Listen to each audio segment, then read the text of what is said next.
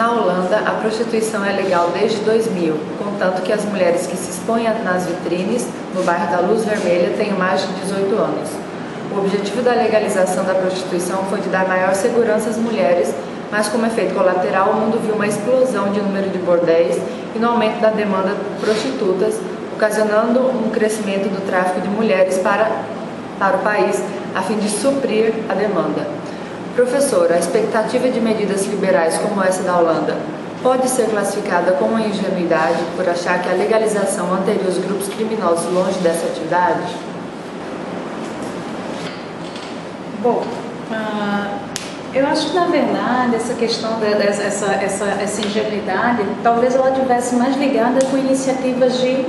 combater a prostituição, por exemplo, através de ações como as adotadas pela Suécia, por países como a Suécia e como a França, né, a partir do modelo nórdico, de se reprimir a demanda, de se criminalizar a clientela, o que também foi seguido pela Espanha nesse sentido. Então, se na Holanda houve uma legalização, isso de certo modo conferiu às prostitutas uma maior proteção, no sentido de garantir que elas tivessem segurança no exercício da sua atividade, inclusive também no sentido de coibir a prostituição, o ingresso na prostituição de pessoas com idade inferior a 18 anos, né? Então, se você legalizando, você aumenta a possibilidade de fiscalização das atividades ilícitas, como seria a exploração sexual de crianças e adolescentes, como a violência cometida contra homens e mulheres que exercem essa atividade. E eu não vejo como uma garantia de direitos, né? Poderia agir no sentido de expor essas pessoas. Quanto a menção à explosão do número de bordéis, é natural que haja uma explosão nesse sentido, né? Porque simplesmente o que acontece é que não necessariamente o número de bordéis aumentou, mas que esses bordéis eles saíram da clandestinidade. As pessoas puderam trazer as suas atividades à tona, à luz do dia, e assim tem aumentado a fiscalização no sentido de se garantir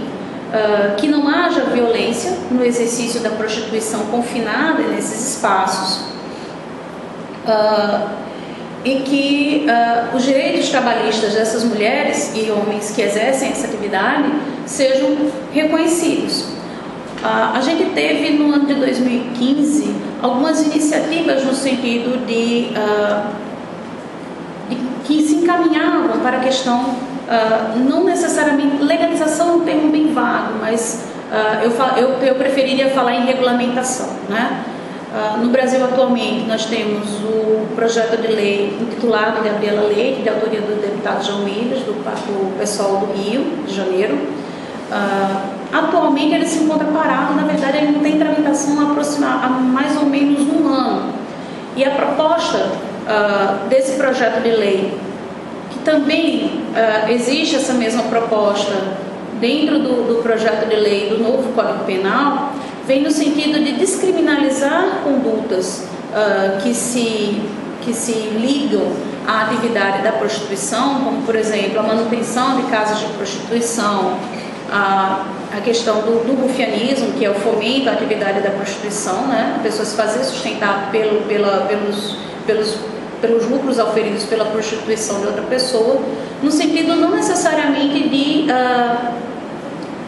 de fomentar a exploração através de uma pessoa ou através de um estabelecimento, mas de modo que essas atividades, elas sendo regulamentadas, elas vão ter uma maior fiscalização, de modo que se possa garantir às pessoas que exercem prostituição segurança, no sentido de que elas vão receber os lucros da atividade que exercerem, de que esse lucro, na verdade, vai haver uma regulamentação no oferimento desse lucro, né? E nós tivemos grandes discussões no Congresso nesse sentido, que de certa forma estão um pouco paradas, mas nós tivemos grandes discussões no sentido e aí você tem uma cisão entre argumentos entre argumentos regulamentaristas, né, e argumentos no sentido de argumentos abolicionistas. Então, os argumentos abolicionistas, eles reforçam que a prostituição em si ela é uma violência, que sem que haja necessidade de agressões físicas, né? Que existe o corpo notadamente da mulher, sempre frisada a questão da participação da mulher, né? De que o corpo da mulher é explorado, que é posto à venda. E os argumentos regulamentaristas atuam no sentido de frisar que, de certo modo, cobrar por sexo também é parte do exercício da liberdade sexual, que todas as pessoas, da livre disposição dos próprios corpos que todas as pessoas têm, e que isso tem que ser reconhecido e ser regulamentado no sentido de garantir direitos. E nesse sentido também se encaminhou a Anistia Internacional, que mais ou menos entre julho e agosto desse ano esteve travando essas discussões e que fez uma recomendação para que os países, então, regulamentassem a prostituição. E aí a regulamentação não é no sentido de favorecer a criminalidade, né? Já que nós teríamos uma revogação desses crimes, eles deveriam não mais ser considerados crimes, mas que nós teríamos uma maior possibilidade de discutir essas questões sem o ranço de transgressores de leis, enfim. Se a gente conseguir desvincular as discussões sobre trabalho sexual de questões morais relacionadas àquilo que a gente pensa que é legítimo ser exercido em termos de trabalho, se a gente conseguir enxergar o trabalho sexual como trabalho, nós vamos conseguir ter uma visão mais clara no sentido de conferir direitos às pessoas que estão na prostituição, às pessoas que se prostituem. E também a Rede Brasileira de Prostitutas, ela também tem uma opinião formada nesse sentido. E aí muitas vezes o argumento que é posto é que as pessoas que estão na prostituição, elas não têm opção. Então, nós temos que ter uma política clara, no sentido de conferir aquelas pessoas que não se sentem à vontade ou que se sentem empurradas para a prostituição, seja pela situação de pobreza, seja por questões muitas vezes vinculadas à violência doméstica, que essas pessoas tenham a opção e que pessoas tenham, inclusive, e que haja inclusive a opção de ingressar e de permanecer na prostituição, e que essa escolha seja livre. Mas também lembrando que nem toda escolha, que todas as escolhas que nós fazemos na vida, elas são condicionadas, né? Mas que haja uma maior liberdade de escolha no sentido de que as pessoas que optam por ingressar e permanecer na prostituição, que elas tenham reconhecido seus direitos e que elas não sejam alijadas à prostituição simplesmente porque elas são marginalizadas, não apenas reforçando o seu estigma e não apenas frisando-se que toda prostituição é exploração, que toda prostituição ela é uma violência. Nós precisamos distinguir aquilo que é violência praticada contra a mulher, também contra a mulher prostituta,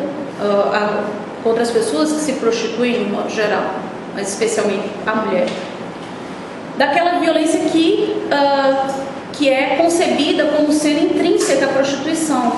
né? E aí trata-se de discutir o que é violência, de modo que a gente não tenha, através do reforço de estigmas sobre as pessoas que se prostituem, mais violência. Vale lembrar que no Brasil a prostituição não é crime, mesmo atualmente a prostituição não é crime. O que é considerado crime são as atividades ligadas de certa forma, uma ação, um certo fomento à prostituição, né?